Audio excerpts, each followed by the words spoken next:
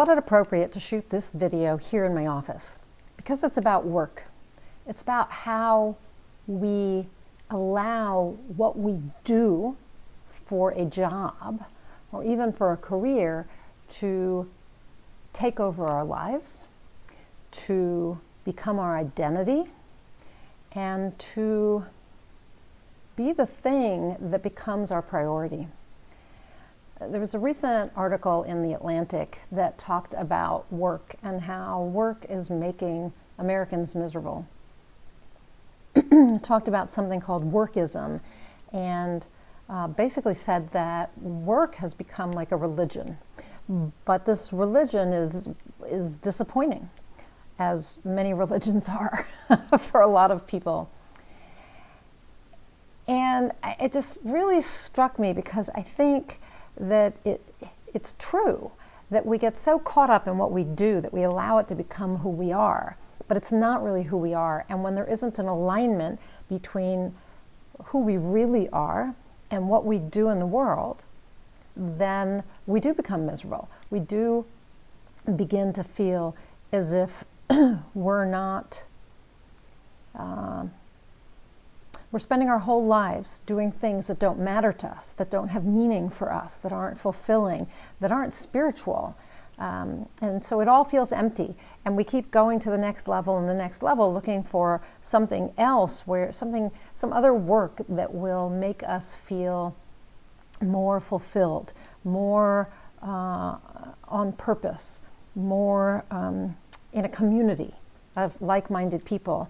We keep looking for something that will not only challenge us and allow us to do the work that we feel aligned with, but also where we will find a community of people and where we will feel as if we're doing the work we're supposed to do, that we are heeding a calling. And so that's a real problem. And I think that it's so important to think about how to take this empty activity that we do so much of the time and fill it with meaning and fill it with spirit so it's not empty. And I look at this for myself. I see how my career as a writer has taken me in a direction that wasn't the direction I meant to go. And while it isn't lacking meaning, doesn't have the same essence, it's not fulfilling my calling. And so, I'm having to look at that now. So how can we change up what we're doing with work so that it isn't the main priority in our life, and so that it isn't something we identify with as becoming our identity unless it's aligned with us? How do we change that? Because what I see as the struggle is that most people feel that they have to do a job in order to earn a living. And I see that with my husband. He feels very stuck in what he's doing, and that this is how he makes, he provides for his family, provides for me. On the other hand, I work super hard. I work all the time. That's why I'm here in my office. I figured, this was the appropriate place to be. I'm in my office most of the time. I work a lot of hours, and yet, interestingly enough, I don't pay our bills. And so I'm successful in a lot of ways, but I wouldn't say that all the hours I put in amount to a lot of money. My husband's work does, but it doesn't mean anything to him. And my work is more meaningful, more fulfilling for me, more like a calling, and yet it doesn't pay the bills. So that, I think, is the issue, is that most people have a job in order to pay the bills, and they're afraid to change that for fear that they won't be able to keep food on the table and a roof over their head. And so it's very difficult to shift gears. But you can do it. Or you can change things up in such a way that you're not unhappy, you're not miserable, and you're not identifying with the work you do. So I'm going to talk about a few things. I have a blog post that I've written related to this video that goes into a little more detail on sort of the how to shift so that work is not your religion, and what you do is not your identity, at least not when it comes to a meaningless job. So instead of constantly looking for something else that's, maybe at a higher level or a different position that might be more meaningful or spiritual, and then, finding that it's just as empty, even when you achieve some level of success, it's just as empty. Let's kind of switch that up. Let's move away from working so many hours and working in jobs that we hate or that don't fulfill us, but without losing the income, without taking such a big risk, because I understand it's a big risk to just say, I'm going to go do something that feels like a calling for me. So how can you navigate this in a way that feels safe? And I get that we want it to be safe. So the first one is to just change up your mindset and to begin to see your job in two ways. One is to see it as just the way you pay your bills, just what you do for money, and it's nothing more than that. And you're going to fill the rest of your days with more meaning and more spirit. So that's number one, is to just know that the job is the job. Okay, if it's not a career and it's not a calling, then it's just a job and it's serving its purpose, and that's okay.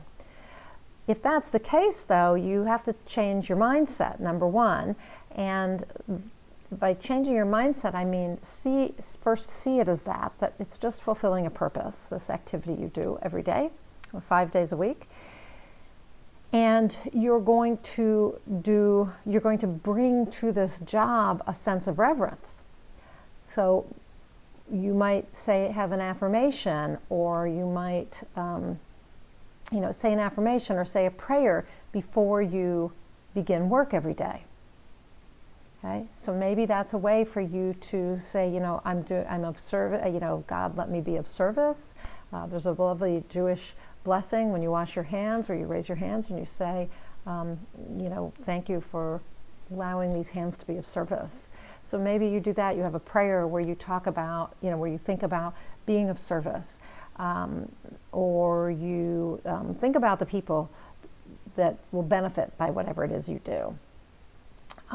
You could do affirmations. You could light a candle and just, ask to fulfill your purpose that day at work. So that's one way to approach it. The other way is to begin to inch your way towards something different. And by that, I mean you could begin to bring to your work that's something more you're looking for. So ask yourself how you could have more meaning in your work or bring more meaning to it. What are the things that are important to you, your values? What is your calling? And is there a way for you to kind of sneak that in to the job you're already doing in a way that benefits the company? So that's another way to kind of shift things up and shift your mindset, to always be looking for ways to fulfill your calling in the job you have. Now, if that's not working for you or it's not enough, then of course you could be looking for other positions where you might feel more aligned with the company and its goals and values, where you might feel like you can pursue your calling, fulfill your purpose, find meaning and spirit, and that's possible. It's possible to find another job. If that isn't going to work for you, if whatever it is you want to do that brings you meaning is not something that, is a position you think can pay you what you need to be paid, or maybe there is no such position, I don't know, then try doing some volunteer work. Think about what your passion is and begin to do some volunteer work that is your priority. That becomes the thing that's most important to you, is to do that volunteer work, or to, maybe it's not even volunteer work. Maybe you want to start a blog that helps people in some way. And so put yourself out there in the world doing the work you want to do and that feels meaningful and spiritful to you, and let your job just be the job. And maybe this side hustle of yours, this hobby or way of heeding the call, will eventually make you some money, right? It's very possible. It happens to a lot of people. There are a lot of other ways to go about this, but the main thing I want to say here is for you to really consider how much of your time and energy is going into your job, and how much of your identity you're tying up with that, because you are not your job. You're not even your career. But you may be your calling, or you may be the person who heeds that calling. And so do good work in the world. Be of service. Align with your values, with God, with whatever it is you believe in, and take actions that allow you to make your work and your life meaningful and spiritful. And then you won't be miserable. You're going to be happy, and you're going to be fulfilled. Okay? So it's just something to think about. I'm thinking about it a lot, how much time I'm spending in my office, how much of my work really does feel like I'm heeding a calling, I'm fulfilling my purpose. And that's becoming more and more my guiding star, my North Star. And that's what I'd like for you, because I know that for me it makes me happier.